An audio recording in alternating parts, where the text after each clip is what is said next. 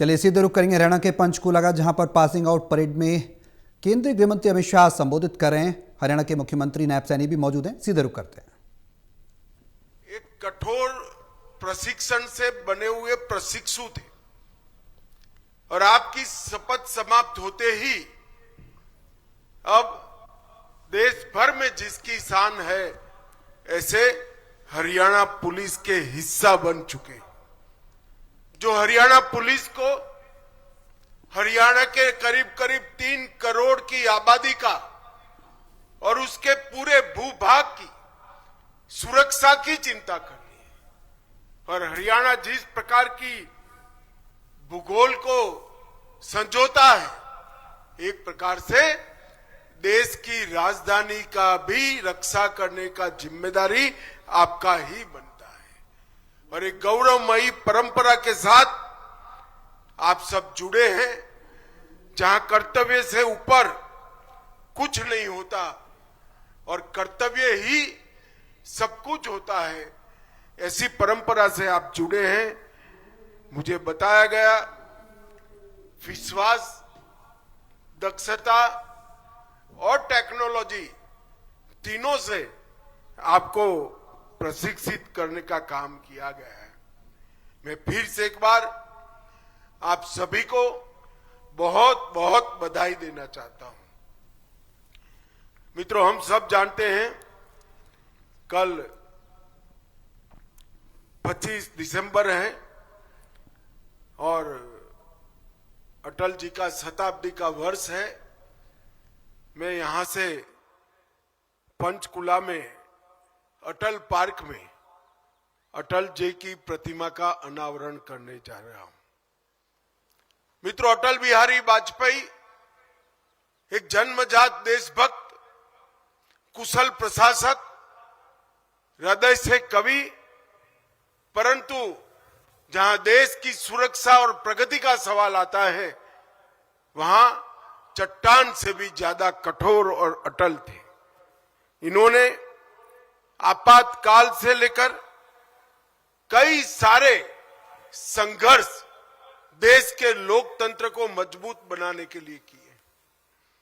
वो जब प्रधानमंत्री बने तब पहले कभी कांग्रेस में न रहे हुए प्रधानमंत्री बनने का सम्मान श्री अटल बिहारी वाजपेयी को मिला था और उन्होंने 5 साल तक पहली गैर कांग्रेसी पूरा टर्म करने वाली सरकार चलाने का भी सम्मान प्राप्त किया। उन्हीं के समय में 98 में भारत आणविक शक्ति बना और विश्व भर के विरोध को दरकिनार कर भारत की रक्षा को सुदृढ़ करने का काम किया। आज हम यहां से जाकर अटल जी की प्रतिमा का अनावरण करने वाले हैं।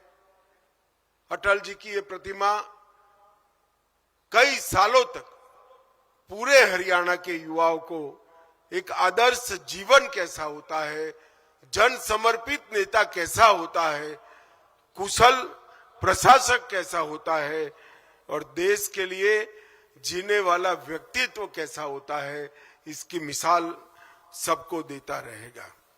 मित्रों, आज 93 बैच के 5161 जवान यहां पर मेरे सामने उपस्थित हैं और पहला मोर्चा हमारी बच्चियों ने संभाला है, महिलाओं ने संभाला है।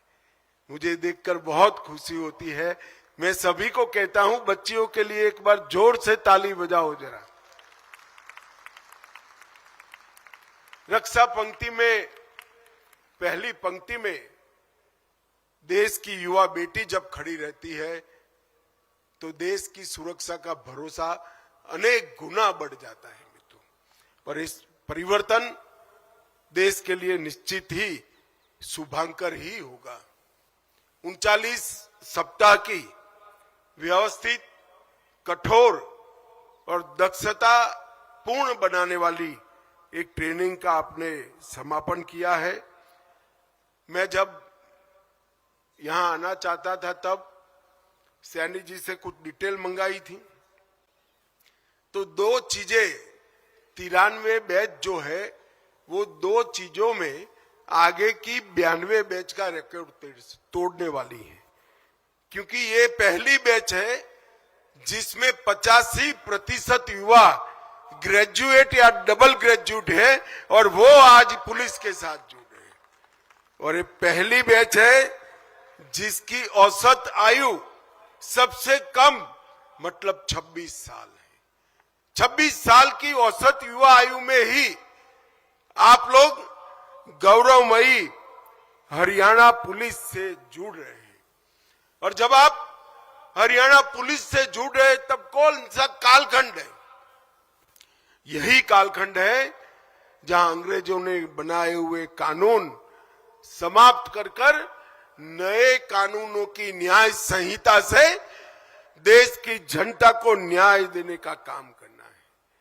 और आप देश भर में नई न्याय संहिता लगने के बाद दीक्षांत परेड से पुलिस में जुड़ने वाली आपकी 93वीं बैच ये पहली बैच है जो नए कानून बनने के बाद पुलिस का काम संभालने जा रही है। और मैं मानता हूं कि आप सभी के लिए सौभाग्य का विषय है। 1966 में अंबाला में ये एकेडमी शुरू हुई, तब से लेकर आज तक जितनी भी बैचेस निकली है उन्होंने अंग्रेजी कोई कानून को सीखा है, पढ़ा है। अब पहली बैच ऐसी हो जिसने भारत की संसद ने बनाए हुए कानून सीखकर जनता की सेवा करने के लिए जाना है। भाइयों और बहनों, कुछ समय पहले ही 2023 में हरियाणा पुलिस को अपने कर्तृत्व की अखंड यात्रा को निरीक्षण करने के बाद देश की राष्ट्रपति महोदया ने राष्ट्रपति कलर देने का काम किया था। और आज एक प्रकार से उसी परंपरा को आपने आगे बढ़ाना है। विभाजन के वक्त जब हरियाणा बना, एक पुलिस रेंज और 6 जिले थे। आज हरियाणा पुलिस एक विशाल वट वृक्ष बन चुकी।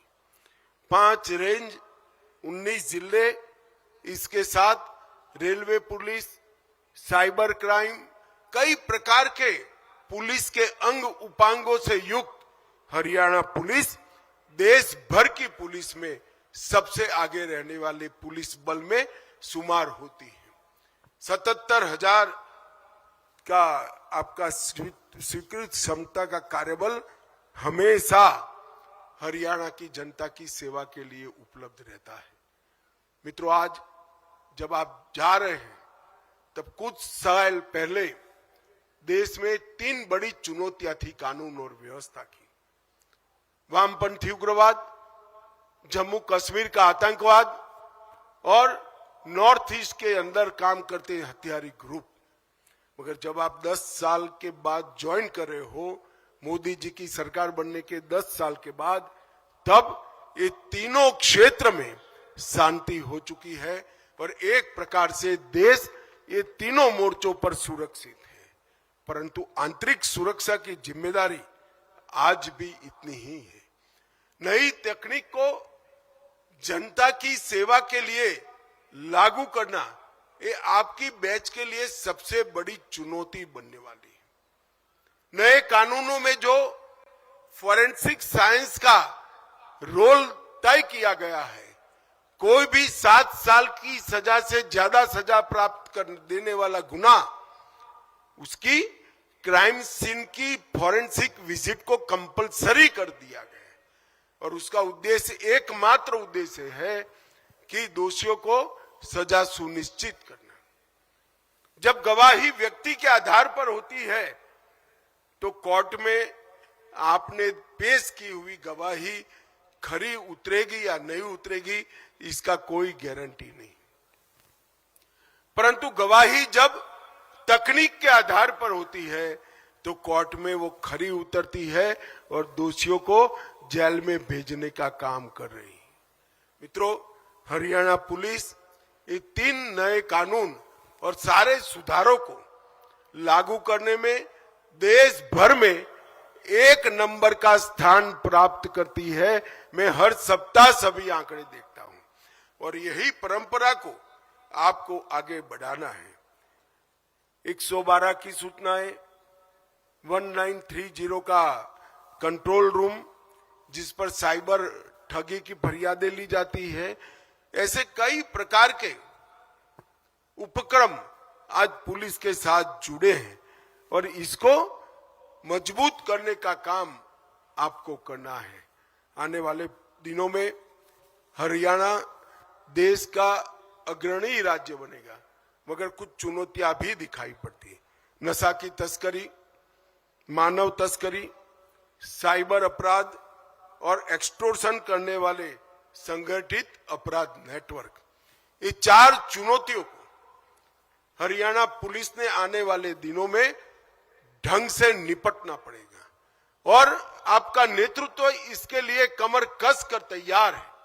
आपने नेतृत्व के हाथ मजबूत करने पड़ेंगे और ये चारों चुनौतियों को पहुंचने के लिए भारत सरकार के गृह मंत्रालय ने भी प्रधानमंत्री नरेंद्र मोदी जी के नेतृत्व में एक बहुत बड़ी तैयारी भी की है और राज्यों के साथ हम चट्टान की तरह खड़े हैं।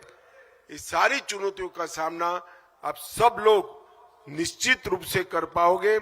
आप नए भारत के युवा पुलिस कर्मी के रूप में आज आपके जीवन की शुरुआत करने जा रहे हैं।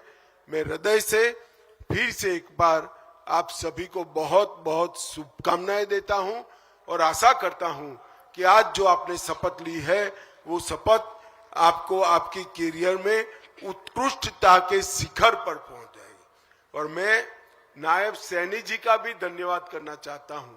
पहले मैं भाजपा के कार्यकर्ता के रूप में हरियाणा कई बार आता था, तब सबसे बड़ी फरियाद थी कि नौकरी चाहिए तो खर्ची भी देनी पड़ेगी और पर्ची भी देनी पड़ेगी।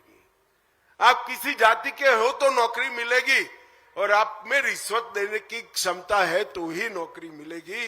हरियाणा को सैनी जी ने खर्ची पर्ची बगैर नौकरी का राज्य बनाकर बहुत बड़ा काम हरियाणा की जनता ने किया है और इसका नतीजा आज मेरे सामने है।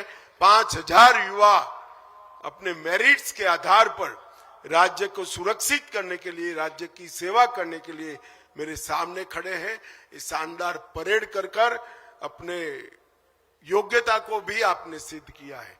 मैं फिर से एक बार आप सभी को बहुत बहुत साधुवाद देता हूं। वंदे मातरम, भारत माता की जय।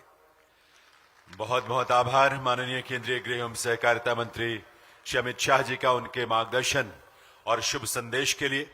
मैं निवेदन करूंगा माननीय मुख्यमंत्री हरियाणा श्री नायब सिंह सैनी जी से, कृपया मुख्य अतिथि महोदय को आभार स्वरूप एक स्मृति चिन्ह भेंट करें।